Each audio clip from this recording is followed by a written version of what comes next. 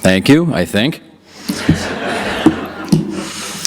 This is, I think, the second or third of these I've done, and I am constantly blown away by how many people come out to these things. These are wonderful events, Tina, that you've organized, and we all love the library, and this topic is fabulous, so congratulate yourself for being here this evening. This is wonderful. Okay, we have two guys who are going to get into it. Jules, have a seat. Thank you very much. No heckling, throwing vegetables, anything like that, okay? Nice and quiet. Would you all please welcome the author of The Myth of the Muslim Tide. Here's Doug Saunders. Middle seat, yeah.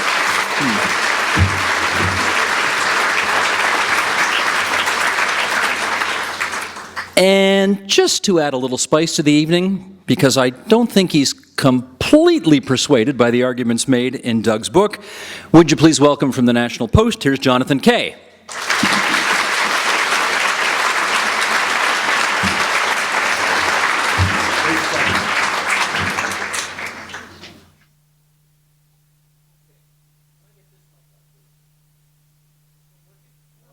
Jeff, stand by, maybe it's me. That's working. Okay, this switch that says off and on, does that have to be in the on position? I think it does. Okay, there we go. Jonathan, I'm going to ask you to sit tight for a few minutes off the top here because I want to let Brother Saunders make his argument. And then you can have Adam after that if you want. First of all, Doug, where did I see you on TV last night somewhere? I think I've basically moved into your house, haven't I? It's feeling very familiar, isn't it? Exactly. Got to stop seeing each other like this. Let's start. I want to start by doing two things, actually, before you get the first question. First of all, I want to acknowledge your fabulous wife, Liz Renzetti, is sitting right there in the front row. She was a regular.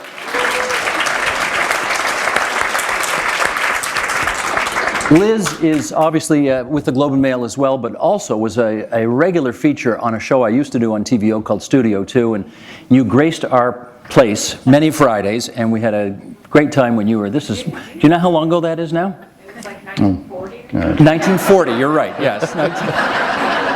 Yes, it was at the dawn of television, that's right, yeah. More like about 18, 17 years ago, anyway. And Liz's mom, your mother-in-law, is also here tonight, and I'm told that she approved of our guest selection on the agenda last night. Probably because you were on. I think that's why. No, where's your mom?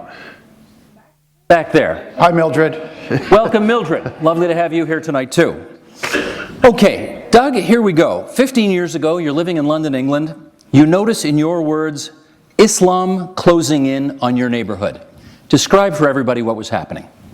You know, I'd lived most of my life in neighborhoods with a lot of immigrants in them. I'd lived in Kensington Market in Toronto for 7 years, and in various places along Bloor Street and environs for many years. And I'd lived in Los Angeles in some neighborhoods that had awkward mixes of Central Americans and drag queens and Hasidim. And then I lived in North London. And I lived there starting 8 years ago. So my neighbors began to notice about 15 years ago, I think, that the mix of people on the streets was much more heavily endowed with women with covered heads and so on. And like a lot of people who began noticing these very different looking immigrants, who are by far not the largest group. I mean, Muslims represent maybe a fifth of immigrants to Britain and fewer to other European countries and so on. Nevertheless, they're visible and they're controversial, and they arrived at a time when some political movements began to cause some real troubles, especially around me, you know. When you saw your neighborhood changing this way, did it make you uncomfortable? Very much so. And I say that not as somebody who distrusts outsiders and so on. I say that as a liberal, as somebody who values and who feels that the values of what we call the Enlightenment are absolute, that I worried that the religious people around me were a challenge to that if the people at my nearby mosque, which was known as the Finsbury Park Mosque, for an imam, and it became famous in the headlines for an imam who was thrown out of the country and arrested for giving sermons supporting Al-Qaeda and so on. It certainly did make me think, well, are these people loyal to the values that I have? They seem to have a lot of children. Are they going to become a majority? Are they going to threaten my values? Do they want to impose laws that restrict the rights of women and homosexuals, and so on? So I'm not coming into this as somebody who sees people who have these fears as being racists or bigots and so on. I don't use the word Islamophobia in this book, because I think it's quite legitimate to be afraid of a religion. And I think it would be an insult to a lot of my friends in Iran and places like that who do find Islam frightening and threatening to their daily lives. But let's make the comparison That's here. illegitimate. You pointed out in the book that when Catholics emigrate and move into neighborhoods, when Jews do the same thing, eventually, over time, they blend in, if you like. They assume that... It took longer with those 20th century waves of immigrants. And is it your view that Muslims will do the same thing? It is my conclusion after investigating the subject that they are following the same pattern. And in some ways much more quickly, simply because they're not from as remote a civilization.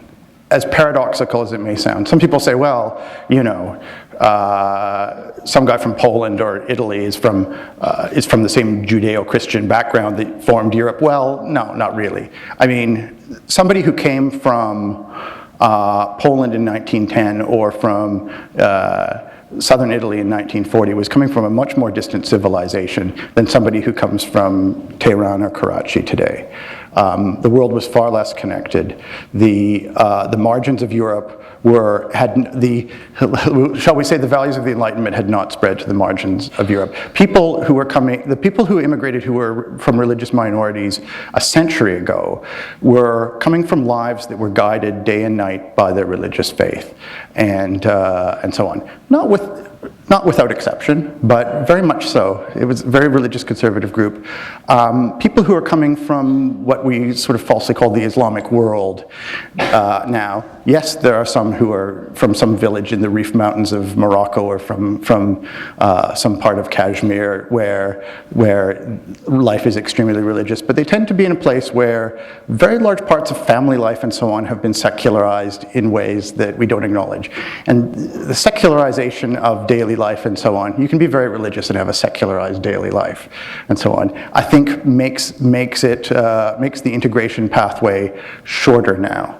Okay, unless we do something wrong. Okay, we'll pick up on that later. That's the overarching theme of the book.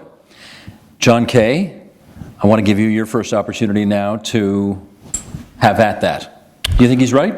You know, I actually like the book very much. A lot of people invite me on these panels because they figure I'm from the National Post now. And then I open my mouth and they have buyer's remorse and they say, well, we should have called Ezra Levant or something like that. Who's available. No, but first I'm going to say what I really liked about the book. The book is the first post 9/11 book that I've read. And by post 9/11 book, I mean this, that after 9/11 you had a whole stream of books that said, look, multiculturalism has gone too far. We've had all this tolerance for communities that have created subcultures of terror, or at least supporting terror. They subjugate women. They haven't integrated, and 9/11 is a wake-up call, and we have to come to terms with the excesses of multiculturalism. And that, those books sold briskly, and some of those books are critiqued quite ably in Doug's book. But then what happened, and this is my impression, is that critique itself went too far. And you had an excess in the other direction, where you had people saying outrageous things about Muslims. And you haven't yet seen this in Canada, but in the United States, you have elected politicians, like Michelle Bachmann, saying things about Muslims that if you said it about Jews, you'd be labeled an anti-Semite, and you'd be a complete outcast in politics. So I think Doug's book, it's the first book that authoritatively debunks the excesses of the post-9/11 critique of multiculturalism and immigration policies. That said, I think it overlooks some important differences in the history of the assimilation of Muslims and the assimilation of Jews and Catholics, because the main historical example is comparing Muslims now and Catholics and Jews in the early and middle part of the 20th century. And the biggest difference is technology. Back when Catholics and Jews were being assimilated in the 20th century, it was impossible for Jews and Catholics to be a full part of the world of ideas of their homeland. The technology didn't permit it. There was no satellite television, there was no internet, there was no YouTube. Now it's very different. And you have people, and not just Muslims, it happens in all groups. It happens with Jews. I know Jews who live more in the world of Israeli politics than they do in Canadian politics. Who can spend their entire intellectual existence 10,000 miles away. And sometimes this translates to very bad effects. In Europe, you have a phenomenon of, for instance, Kurdish men in Sweden going back to eastern Turkey to get their wives. Mm-hmm. And then you get wives who don't speak English, who may be 18 years old, who don't know anything about Western values, and you've just reset the assimilation clock back 25 years. You've just set it back a whole generation. And this process is made possible through the internet. Let me put that to Doug if I can. Would you acknowledge that that's a radical new development in all of this that might make comparisons with previous groups of immigrants more problematic? It creates a new dynamic that works in both directions.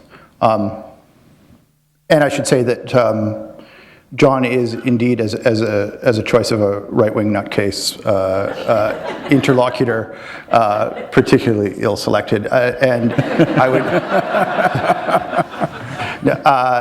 I would recommend his work on the questions of integration of immigrants, which is sophisticated and interesting and engages with a lot of the things that I've worked on, and so on. Here's the thing about what they call dish cities sometimes in Europe, which is to say apartment blocks where on the outskirts of European cities where they're completely encrusted in satellite dishes, which are receiving signals from Morocco and Turkey and so on. And I think it is fair to say that there are people in neighborhoods that are a 20-minute train ride outside of Amsterdam, for example, who are better connected both culturally and economically to Morocco than they are to the city of Amsterdam right near them. Is that concerning to you? I think that those type of connections happen in a harmless way when the children of these people, right? When we talk about integration, we're talking about the children of immigrants. I don't think we should be terribly concerned if the people who actually arrive they're just struggling to make a living and so on. We become concerned when their children become attached to the country from which their parents came. And that happens to some extent all the time. The children of immigrants, you get a lot of immigrants who have fled from the restrictive and extreme values of the country around them. And you do have a phenomenon in all cultures, and this was measured in European Catholics and Jews and so on as well, where the children become more religious and more conservative as a reflex attachment to the culture of their parents' homeland, particularly if they feel a bit alienated from the country they've come to. But I'm guessing this audience wants to hear you say, no, we don't have to worry that this technology is creating a Eurabia which is changing values that have existed for 1,500 years. Can you say that categorically? It could, which is the reason why I did this book. I wouldn't have written this book if I thought none of this was at all plausible or possible. It is possible for people when they fail to be incorporated into the economies and educational systems of the countries around them, to become attached much more to the cultures of the places from which they've come, or even more likely to an imaginary culture they're related to. Guys from Bangladesh, when they become alienated and so on, they don't revert to their parents' culture. They revert to Palestinian culture. So they become obsessed with the Middle East and so on, often in very alarming ways. And yes, you could say that there are Jews in North America and Europe who also become inordinately obsessed with the Middle East, even if their parents came from Russia or something. But the fact of violence makes us worry about this. On the other hand, this communication technology has a number of effects. One of the things it's done is to westernize and let's say secularize the countries from which these people have come. There's a sort of almost solid line of continuity between the countries that send the most immigrants westward and the degree of secularization and modernization in those countries. There's a good reason why Tunisia had a fairly, comfortable modernizing transition to democracy and so on. Egypt had less so. Egypt sends most of its immigrants southward into more conservative places and so on. Tunisia sends most of its immigrants northward into its former colonial master Paris and so on. So the process of the new connected world of immigrant diasporas both modernizes and you could say westernizes the countries that they've come from and creates a set of possibilities that include the possibility of exclusion for those who've come here. But I've got to say, in the many places in Europe that I've done sort of case studies in, the cases where the children of immigrants become completely attached to the home country of the parents and in fact speak the language of that home country are vanishingly rare, and they occur when something has been done wrong by the host country. I mean, children of Turks tend to speak the language. If they're in Germany, they tend to speak German. If they're in Britain, they tend to speak Britain. You get some British. English. What's that language we're speaking here? Yes. If you've heard what they speak in England, you might not call it. Well, I want to give John a chance to sort of respond to the same question. Just briefly to say that the places where you see that reverse integration, where the children become more attached to Turkey, are usually places where there's some exclusion of citizenship. In some German cities, you got that effect. Immigrants from the same villages in Turkey who went to London and went to Berlin, those who went to London tended to become university educated and fairly fluent in the culture around them. Those from the same villages who went to Berlin tended to become this sort of backward, connected to Turkey, Turkish-speaking group. In large part, I would argue, because the German policy was to deny their parents citizenship, the right to own a house, to send their children to university, and so on. So they formed economic and educational connections to the home country, and so on. And you got this failed integration. I would argue that when something is placed in the way, then these communications channels get used in dark ways. Okay, same question sort of coming at it a different way. Are you saying that Europe is inexorably moving towards a kind of a Eurabia because of the influence we've been talking about here? I don't know one way or the other. I haven't studied the question in the detail Doug has. However, I am discussing questions that pop into my mind. Because reading the book, you do get lulled, because he's a good writer, and you get lulled into the idea that, hey, wait a sec, we've seen this before with Jews and Catholics, and I know plenty of Jews and plenty of Catholics, and they're perfectly decent people. They speak British as well as I do. Touché. But I do think it is important to recognize difference in our era. And the technology aspect has nothing to do with differences between Islam and other faiths. It just has a difference between our era and other eras. Although I do think it is important that, to note that there are differences between religions. And some of them interact in very toxic ways with the technology we have now. We talked about the internet a few minutes ago in terms of its ability to keep the culture of the old country alive in the new country, but it works both ways. And we've seen this in the last few days with this hateful film that was made in the United States denigrating Muhammad. And that was a film, if you want to call it a film, made in the United States and then broadcast through the electronic media into the Muslim world.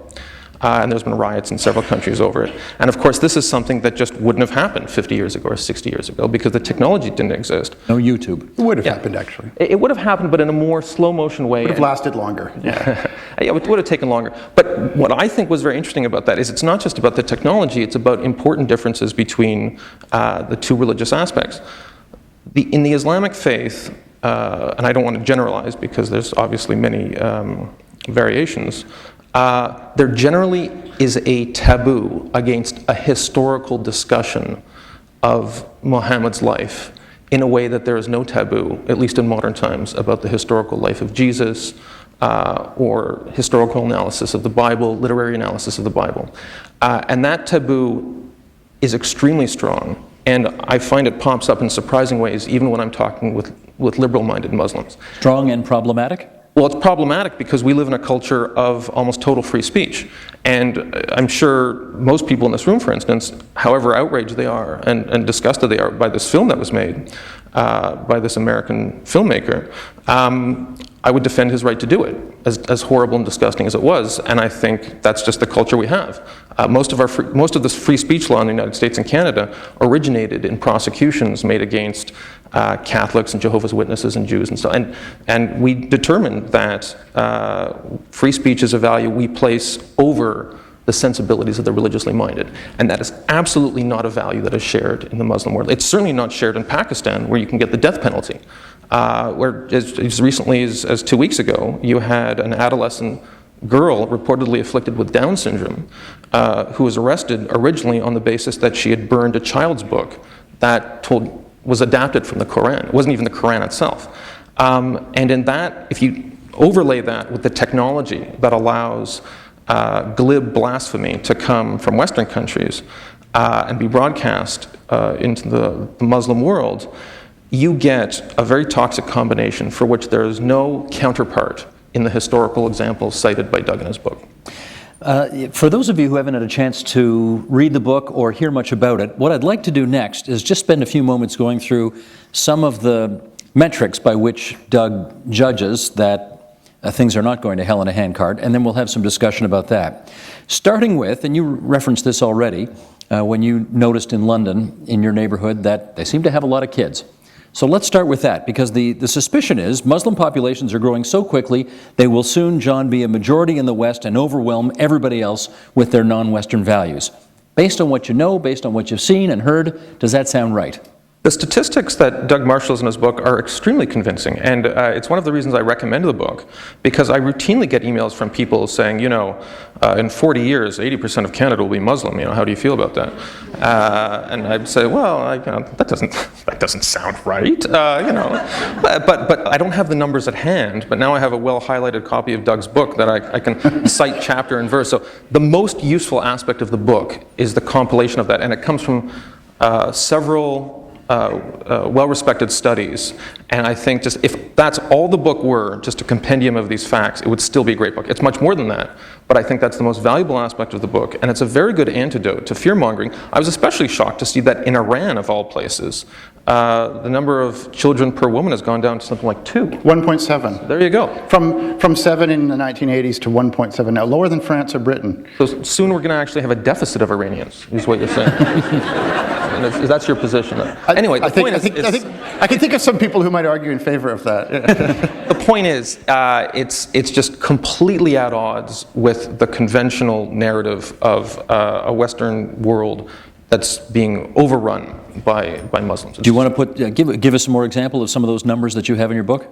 That's the one. That's the one least arguable aspect of this, is that population trends are not what the more extreme claims would say. There are a couple of countries that have very high population growth that are sort of driving the whole world. About half of them are Muslim, about half of them are Christian, and so on. But generally speaking, we're living through a period when, first of all, family sizes and population growth rates are plummeting around the world, and they're plummeting faster in Muslim majority countries than elsewhere.